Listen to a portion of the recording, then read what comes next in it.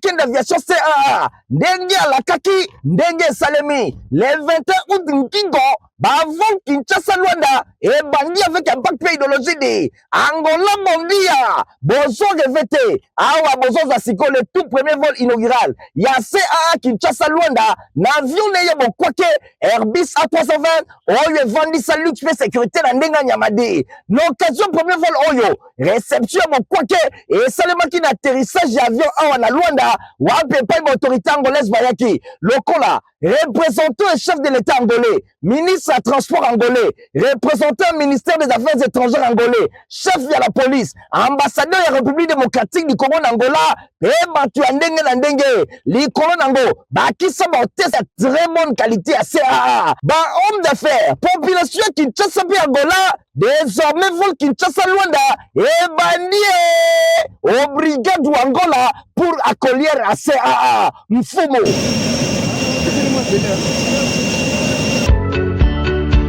On a année scolaire 2026-2027. Papa, maman, commis tout n'a pas question et belité. Côté la paix de gauche à droite, kende kaka tout droit. Na complexe scolaire Mama Pemba. Na extension na yango nyo somi balé. Ba école ya fondation Nerombungu. Ba inscription et bandit déjà. Chers parents, la rentrée scolaire approche. Les meilleurs cadeaux que nous pouvons offrir à nos enfants, c'est la bonne éducation, la bonne instruction. Et pour cela, nous sommes au groupe scolaire Mama Pemba 1 et 2. Amenez vos enfants pour leur avenir. Amenez vos enfants pour la meilleure formation. Amenez vos enfants pour la bonne instruction.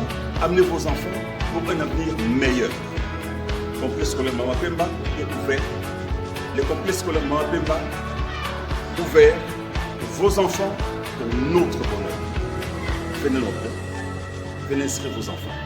J'ai dit l'homme dans l'intérieur sur le journal à Peuple Peuple Info Lingala Nabi que vous acquérez le soir pour se téléviser en abino pour la journée notre front la massole la présidence on a considéré bino que chef de l'État Félix Antoine Tshisekedi Tshilombo ayambaki homologue nae angolais Joao Lorenzo Oyo azana mission officielle na République démocratique du Congo pour la dété non le héritier Président ya Angola, Joao Lorenzo, a une visite officielle à la République démocratique du Congo depuis Mokoloya, mercredi 26 août 2026.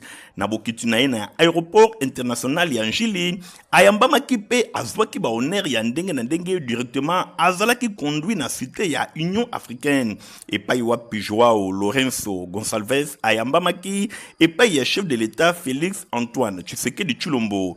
Boye Joao Lorenzo azalaki accompagné na première dame ya Angola Anna Afonso Diaz Lorenzo nyonso wana na cadre ya visite de travail après tête à tête élargie et longo na chef de l'État pe ba délégation ba sanganaki il y a deux chefs d'État ba betaki masolo etali coopération bilatérale situation sécurité régionale pe ba projet commun il y a secteur il y a hydrocarbures pe il y a électricité bongo na sima ba assistaki na signature il y a contrat il y a concession ferroviaire oyo ezali kolobela tronçon dilolo sakania pe il y a convention il y a collaboration oyo ezwami na kati na cadre ya corridor ya lobito entre RDC et Longona société Mota Angel signature ya contrat ya concession oyo entre RDC na Mota Angel et ezali ko viser ko moderniser ligne ferroviaire du Lolo Sakania corridor ya plus de 1000 km oyo ezali évalué na 1,258 milliards de dollars américains pour na kosangesa Kolwezi Nteke pe Lubumbashi directement na port angolais ya Lobito sur océan Atlantique. RDC a causé 10% à ma part, et a touché redevance, il y a 7,5% il y a chiffre d'affaires brut. Nangambunaye Société Nationale, il y a chemin de fer du Congo, SNCC, a combattu la exclusivité, il y a transport, il y a voyageurs, puis il y a droit, na oyo etali ba frais.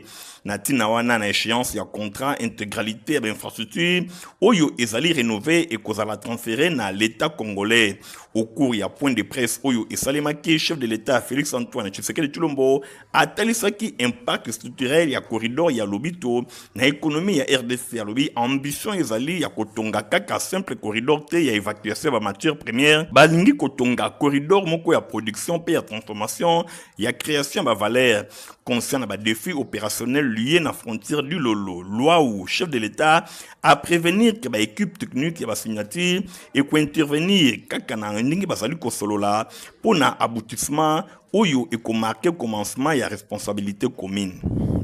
Nassima tête à tête entre deux présidents, Félix Antoine Tshisekedi na homologue naye ya Angola, Joao Lourenço, point de presse et Salemaki Bozwa, moi extrait na compte rendu haut.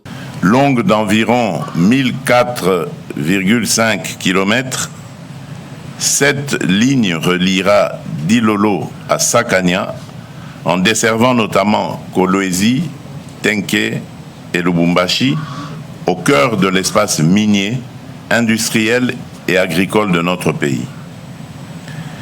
Cette concession prévoit la mobilisation d'un investissement indicatif de près de 1,258 milliards de dollars américains.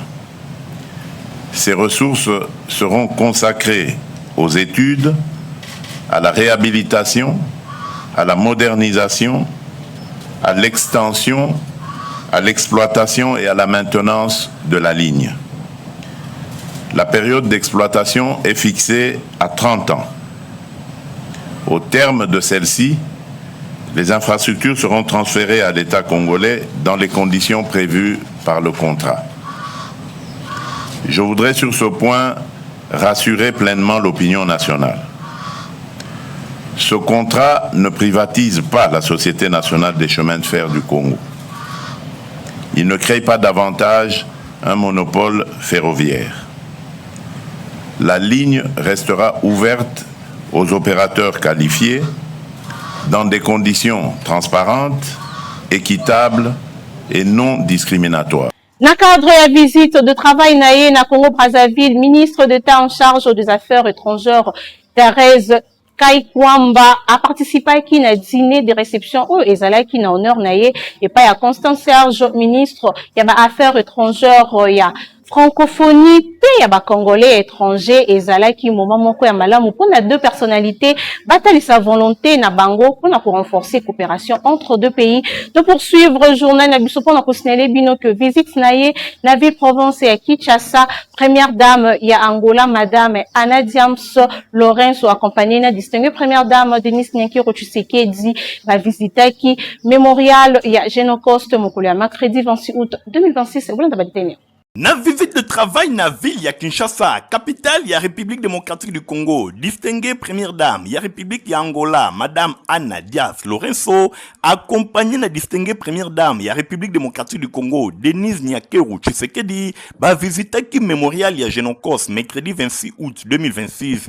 Au lieu ya mémoire Oyo et permettait qu'il y ait rendre hommage à la victime et à atrocité Oyo et Salemaki na République démocratique du Congo. Peko comprendre mon sala Oyo RDC azali ko sala pour na ko batela peko transmettre mémoire na bango peko sala plaidoyer pour la reconnaissance ya génocide Oyo et Salemaki na territoire ya République démocratique du Congo. Madame Joao Lourenço alobike bango na Angola bazali pene ya République démocratique du Congo pour na kimia pe pour na bosangani, pour na véritable union ya continent africain. Alobi non à la violence, non aux barbaries, a déclaré yango na suka ya visite na ye. Bo simba pe boye ba ke visite officielle ya président ya Angola et longo na molongani na ye na République démocratique du Congo et ezali ko témoigner importance ya ko sala mémoire ya ba victime oyo cause moko ezali ko mata na ba frontière pe ezali ko interpeller ba africain nyonso.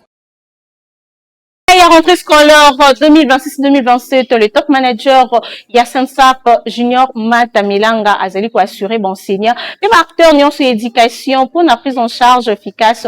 Il y a droits sociaux pour dans détail et l'on a Nadine Asena.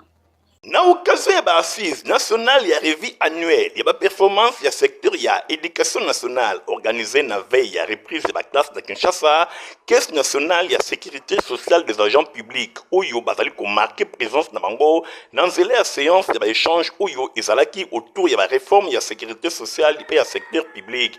Édification ezalaki assuré et pas il y a directeur général ya Sensab Junior Matamelanga liboso ya corporation ya enseignant ya ba cycle primaire et secondaire mercredi 26 août 2026 na salle ya Noa ya commune ya Gombe. Na maloba na ye a rappelé honneur oyo Sensab azali bongo ko connaître pour na koyamba depuis année 2023 na portefeuille na ye ba enseignant ya niveau primaire secondaire oyo bazali ko constituer na ngambo mususu catégorie oyo ezana bato ebele pe na ba client ebele ye abakisi kolobake ba disposition ya sika ya loi numéro 22/031 oyo ezalaki promulguée depuis le 15 juillet 2022 na président de la République chef de l'État Félix Antoine Tshisekedi Tshilombo oyo ememi nombre ya basirés sociaux ya 15,600,000 mobimba contre 20,000 oyo ezalaki avant réforme. Fonctionnement ya gouvernance ya régime ya sécurité sociale ezali géré na caisse pe lisusu ba paramètres spécifiques oyo ezali prévu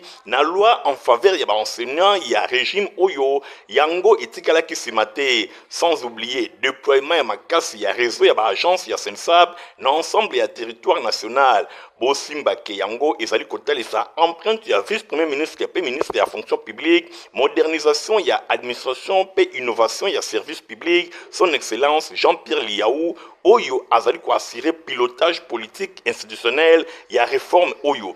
Boyoka Junior Matamelanga ndenge expliqué. Donc pour l'essentiel, nous avons indiqué aux enseignants que depuis la promulgation par le président de la République chef de l'État, son excellence Félix Antoine Tshisekedi Tshilombo, de la loi 22/031 du 15 juillet 2022 portant régime spécial de sécurité sociale des agents publics de l'État.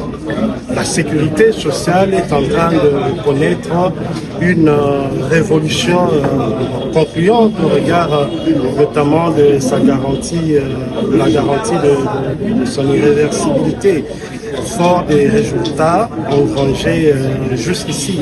Et donc la réforme portée par le président de la République à travers la loi 22/031 a permis d'élargir à la fois le champ personnel et le champ matériel du régime géré par la Sensab. Donc, on a fait des sociétés pendant qu'on s'est bino que Bandela est belé na quartier Kingabwa et Zali à Kobe, Bamakasi, Baizaja, Bazali Komitou na déjà, ceux qui n'en voulaient pas cause à l'Andengeni, surtout na Abeni Kulumba, Bolaka. Awa toza na commune ya Limete, précisément na quartier Kingabwa, Banzela awa ezali ya kobeba na ndenge ya kosakana te. Boyoka commune ya Limete ezali na avenue monene oyo babengi Kulumba na quartier Kingabwa. Avenue Kulumba oyo ezali avenue moko très fréquenté bana nyonso ya côté oyo na Kingabwa balekaka na nzela oyo mituka bakumbi moto ezali pe na population vraiment ebele. Kasi bino moko botala eta na yango lelo ezali malamu te. Meme batu ya makolo oyo balekaka na avenue Kulumba bazangi ndenge ya koleka ndenge kaka bozali komona esika ya kotia likolo ezali te poto na poto. Meme bawewa awa bazali komona pasi kaka soki osali moindre erreur okwei babeleli yo kabasele bilamba nyonso ebebi okokende mosala to esika mosusu ndenge nini. Population ya quartier Kingabwa na commune ya Limete bazali komilela tango nyonso pe bazali kotuna nani nde akobongisela bango avenue Kulumba. Ezali kaka avenue Kulumba te baveni ebele to baveni ya minene na quartier Kingabwa na commune ya Limete oyo nyonso ezalaka fréquenté ezali na yango ya kobeba. Population azali kaka obligé ya kotia makolo na poto ezala olati sapatu ezali ya kobeba ozali kokende mosala poto etondi yo na makolo ndeti kaka outi koyiba kasi ozali kobima pona kokende kosala.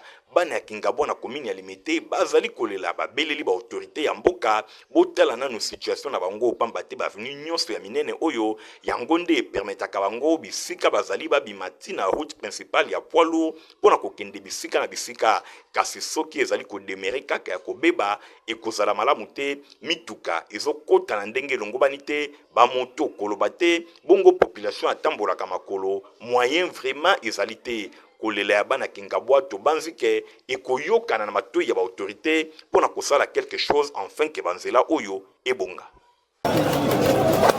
Bandeko bafanzi na quartier Ngomba Kikusa na commune ya Ngaliema route Bois Dinde ezali nzela na bango kasi kuna transport ezala kaka ya balantrover ya Kalabona. Awa tozabongo na Binza Ipen bino moko botala penepene ya la borne are oyo bozali komona mituka nini ezali kaka ba Land Rover ba ancien modèle oyo ezalaka na République démocratique du Congo depuis époque ya kala. Bokanisi ba Land Rover oyo ebunga bisika mosusu kasi awa na binza ipen mingi penza pene ya la bonne. Are oyo bomoni ba Land Rover oyo etonda meke na esika oyo yango ekitakati na cité babengi Bwadi ezwami toujours na commune ya Ngalema. Bango kuna base servaka na mituka mosusu te kaka ba Land Rover oyo yango nde ememaka population kolongwa na ipen tope na cité ya Bwadi. Population asungamaka mingi na ba Land Rover oyo batu ebele na ville ya Kinshasa soki bamoni yango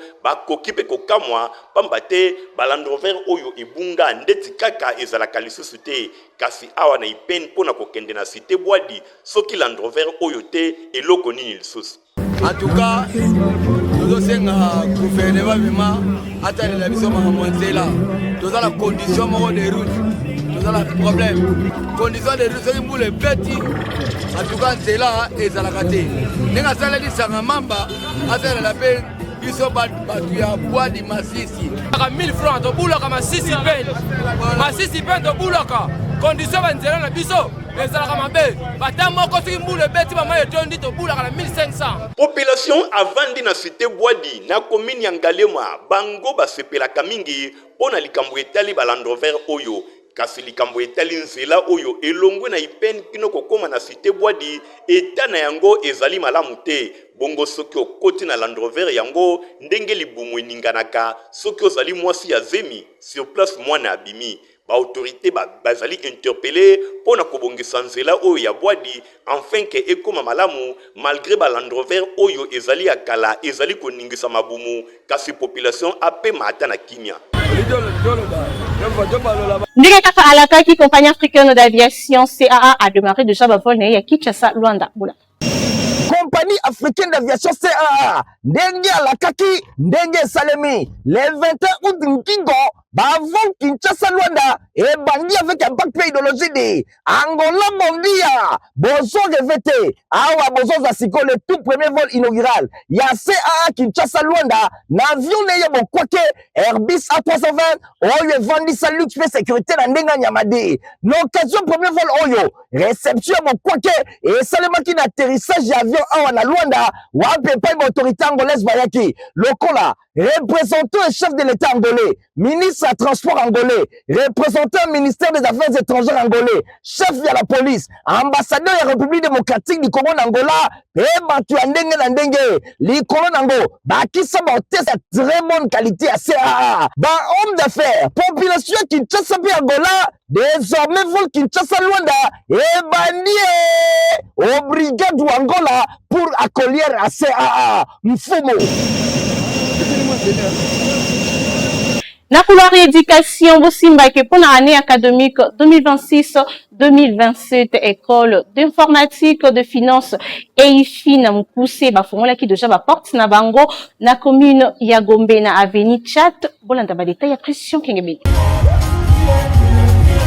Eloko ya somo oyo ba congolais ba bandaki kozela yango yo école informatique de finance et IFI yango ezali ko former ba cadre ya ndenge na domaine ya informatique yoka et fongoli ba porte na yango pona ba inscription académique ya année 2026-2027 yo mutu outi ko zwa diplôme kaka sikoyo to pe ozwa diplôme kalatangu ya ba flama yebakete awa ba bosani yote place ezali pona yo yaka ko zwa vraie formation na informatique na cycle ya licence topé na cycle ya master yango yo e fandisi idéologie awa pona kopesa yo formation ndenge esengeli école informatique de finance oyo eza na ba filière lokola informatique de gestion, mention, analyse, programmation et conception des systèmes. Lisusu côté ya ba génie informatique kuna pe bazali na mention réseau informatique. Welisa yaka koza formation ya kitoko po awa soki aussi ici désormais cadre na société pour école informatique de finance EIFI ezali ko existé depuis plus de 50 ans ezali mukete 5 décennies mokoka et fandisa idéologie na kati ya mboka oyo pe ezali ko bimisa ba informaticien ya ndenge na ndenge awa na kati ya société surtout na kati ya République démocratique du Congo engaye ko bukana te yoka. Boya ebele na école informatique des finances, bilenge ba o bazui ma plombe sika, bilenge ba o bazwa ma plombe kala, ba papa, ba mama, boya na école informatique des finances. Mokili lelo ekomi village planétaire, mokili lelo ekomi informatisé, sans informatique tozo tikala na sima. Yango to bengi bino connaissance et akana mbula te koyekola et akana acheter ba papa ba mama boya ko s'inscrire na école informatique de finance pour lisolo ya kotanga eza lisolo ya bolingo eza kana acheter boya ebele efi efongoli ba porte nango pour na inscription boya la biso ka ba diplôme na bino ya kala pona bo s'inscrire en tout cas tozo zela bino boya ebele otuninga école ezali wapi zwa papier comment et zwa mina adresse oyo avenue Tchachi numéro 27 na commune ya Gombe référence kaka mausolée ya Laurent Désiré Kabila musée na kati ya Degerade pene na Banque centrale du Congo au pusani mukie fonction publique ndeko nanga Ozamo Bimba ça par réforme on a mis en place et puis moi leadership na ebike na kuti service boye na sabo pour na tombolango nalingi nazongisa école informatique ya finance ndenge ezalaka kala première institution ya informatique ya République démocratique du Congo. École informatique de finance oyo EIFI ezala de vacations oyo ezali ko pesa ba cours awa oyo ya tongo ekobanda 8h30 kino 15h30 pour un jour peba oyo bazali batu ya misala tamingi ya kotanga na tongo ezali te kobuka na te vacation soir pe ezali de 16h juste à 20h juste ngingo Ozamo Bimba na école informatique de finance EIFI ozali koyekola na esprit ya ba cadre kobuka na te awa soki obimi Ozamo konzi na société munene pe ozali mutu oyo kozanga poste te na entreprise po ba étudiant na bango to ba lauréat na bango ba wele la ka bango na ba entreprise publique na ndenge ya kosakana te kobuka na te mwana ya Congo mwana ya Kinshasa moko ya ba école ya minene oyo ezali na expérience yango yo EIFI ezali ko former bana kitoko yo papa yo mama yo jeune oyo uti ko diplôme sikoyo yebaka endroit ya kitoko to établissement ya malonga oyo ko pesa yo valeur pe le kumu na société ezali nde école informatique de finance EIFI oyo e fandisi idéologie awa na ville ya Kinshasa pe ezali ko pesa formation na ndenge elongo bani kimambangu po ozwa déjà inscription na yo pe tangu kaka rentrée académique ezali ko salema yo Ozamo Bimba avec formation ya qualité supérieure oyo ko pesa yo valeur na société ozala très utile non quémandeur d'emploi kasi créateur d'emploi kaka ndenge bango mo balobaka te oui. Ege moko pe na itomato ndolo bazali kokoba pona ba inscription na bango. Inscription gratuite na pépinière ya Ista Kinshasa.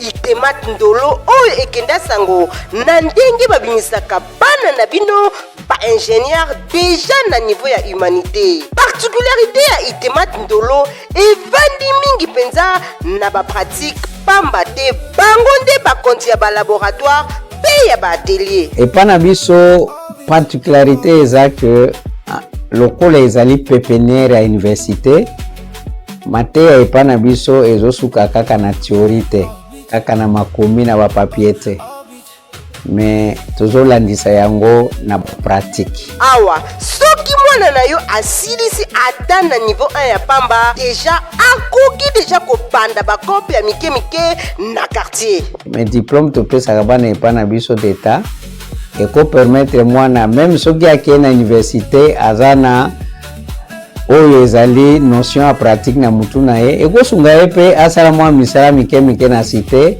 pour permettre a mise en charge na université. Ba ingénieur ya solo na République démocratique du Congo babi makande awa bozwa ba option technique oyo itemat ndolo pépinière ya Ista Kinshasa atie na disposition na bino. Aviation civile, mécanique générale, mécanique automobile, électricité générale, électronique, radiotransmission, agronomie, météorologie et construction. C'est pourquoi tozosenga na baboti basala biso confiance baila biso bana pour devoir na biso ezali pour former la jeunesse pour l'avenir de notre nation et pour le monde. Leka awa na babiro na bango chaque jour eza ouvert pour na bino boya ko retirer ba formulaire ya ba inscription. Inscription zo ko ba pe na complexe scolaire Mama Pemba Anade école ya fondation Nerombo Ezwami na Kisanso. Voilà. Alors, nous disons un grand merci à l'excellence monsieur Nerombo ce beau cadre qui nous permet aujourd'hui de réaliser la bloco réaliser. En tout cas, un grand merci que le Seigneur a continué de battre là et que baxilaye ya ebele. Ah, tozana bana ya première coupe na troisième. Ils ont présenté Babilamba la Batoni na deuxième trimestre. Au moment où on ensemble, ils ont na 5e, 4e et 3e des humanités. Bilambo ils ont moko ba 4e on peut Batoni ango awa na ba télé na biso. Message to repesa na ba parents, ba parents, batinde la biso bana. Batinde la biso bana po bana ba apprendre. Parce que le métier est en richesse, n'est pas moi. Ce qui moi naïbi ko tonga, naïbi ko sa, naïbi métier moi ko quelqu'un et ko sungaya soit kaba mbongo na ki ake na collectation inutile, ko demander ko senga nyonso. Eza bien te donc message ko ko pesa ba parents batinda biso bana année prochaine tout monde na bana ebele ba ya pona ko apprendre surtout na domaine ya technique na coupe couture. On excellence Nerombo tobi penza nzambe apambola ye ebele dala atelier kitoko apesi biso na bana oto zali ko former chaque jour bazali ko apprendre na ba matériel moko donc il y a bien il y a qualité vu que eza ya biso moko awa nzambe apambola etolobi nini pona papa Nero merci. Vous allez me communiquer nécrologique bon on va aller retourner. Pami Kanza pe famille Toto bazana makoyebisa na baninga pe bayebani na bango liwa ya ndeko papa noko pe papa leki na bango na kombo ya Aimé Kanza Chunza oyo akufaki depuis mikolo eleki sima ya maladi ya ntango ya mokuse. Programme ya matanga ezaboui samedi 29 août 2026 veille mortuaire ekosalema na salle Ave Maria na 24 novembre non loin ya hôpital du cinquantenaire.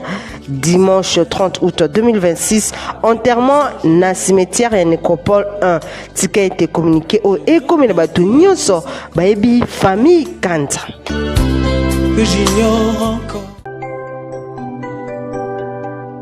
Oh, famille Frank Kengana elongo na Jacques Kalombo journaliste na lade bazana mawa ya kwebisa na bandeko baninga pe bayibe na bango nyonso liwa ya mama Koko Yaya pe bokilo na bango kina Vwidi Mbukulula Sophie ya kufaki depuis mokolo ya vendredi 14 août 2026 na hôpital Kimbuta ya commune ya Ngirengiri. Boye programme ya matanga ezali boye mokolo ya vendredi 28 août 2026 veille mortuaire ekosalema na ni Monkoto na commune ya Ngirengiri na salle Kojak direction ya Gambela. Mokolo ya samedi 29 août 2026 ndenzoto ya mowei ekobima na morgue ya Kalembelembe pona exposition na salle Kojak toujours na Ngirengiri. Bongo na sima bokundami ekosalema na cimetière ya Mingadide. Na sima ya bokundami bain de consolation ekopesama toujours na salle Kojak na commune ya Ngirengiri. Tika été communiqué oyo ekomela bato nyonso bayebaka mama Kinavwidi Mbukulula Sophie. Communiqué ezali signé epai ya papa Frank Kengana. Mama nanga elendi kola paka mama tokomona na lisusu. Liwa ezali na ngoliwa te.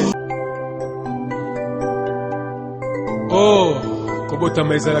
Famille Piala Catherine alias Matonton bazana mawa ya koyebisa na bandeko baninga pe bayibai na bango nyonso liwa ya mwana na bango ya mwasi ndeko pe mama Mwika Kobo Chantal ye akufaki depuis le 19 août 2026 na hôpital diocésain Ngwinzani ya Mabaku Bosimbake. Programme ya matanga ezali boye et mortuaire ekosalema mokolo ya vendredi 28 août 2026. Mortuaire ekosalema na salle babengi Mont Sinai kuna na Boma na province ya Congo Central. Boye bokundami ekosalema samedi 29 août 2026 nde bokundami ekosalema après lever ya corps na ngonga ya 10h pe bokundami na cimetière ya Dibanga Montre tika été communiqué oyo ekomela bato nyonso bayebaka mama Mwika Kobo Chantal. kikola paka mama tokomona na lisusu liwa ezali nango liwa te na mokolo na suka tokomonana. Vous voulez que je n'appelle pas peuple comme Souka, ceux qui vous s'appellent qui n'ont pas ça merci, la Christian qui est béni à Zaki Bongo, na sima caméra pe na montage assisté na Francis Kanza, je n'appelle pas peuple Zakasi. Par vous êtes pas né mon co héritier ma pini votre caméra. Au revoir. Compagnie africaine d'aviation CAA ndenge alakaki ndenge esalemi le 21 août nkingo bavon Kinshasa Luanda ebandi avec impact pe idéologie Angola mondia bozo revete awa bozo za siko le tout premier vol inaugural ya CAA Kinshasa Luanda na avion neye bokwake Airbus A320 oyo evandi sa luxe pe sécurité na ndenga nyamadi l'occasion premier vol oyo réception bokwake et salemaki na atterrissage avion awa na Luanda wape pa autorité angolaise bayaki lokola représentant et chef de l'état angolais ministre à transport angolais représentant ministère des affaires étrangères angolais chef de la police ambassadeur de la République démocratique du Congo Angola et batu ndenge na ndenge likolo nango bakisa baote sa très bonne qualité à CAA ba homme d'affaires population Kinshasa pe Angola désormais vol Kinshasa Luanda et bandie au brigade Angola pour accueillir à CAA Mfumo.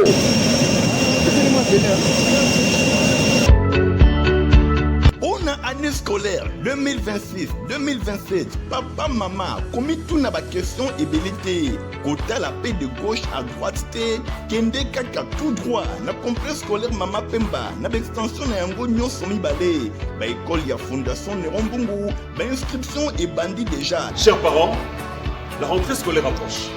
Les meilleurs cadeaux que nous pouvons offrir à nos enfants, c'est la bonne éducation, la bonne instruction.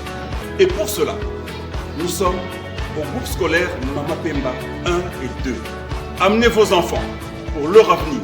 Amenez vos enfants pour la meilleure formation. Amenez vos enfants pour la bonne instruction. Amenez vos enfants pour un avenir meilleur. Le complexe scolaire Mama Pemba est ouvert.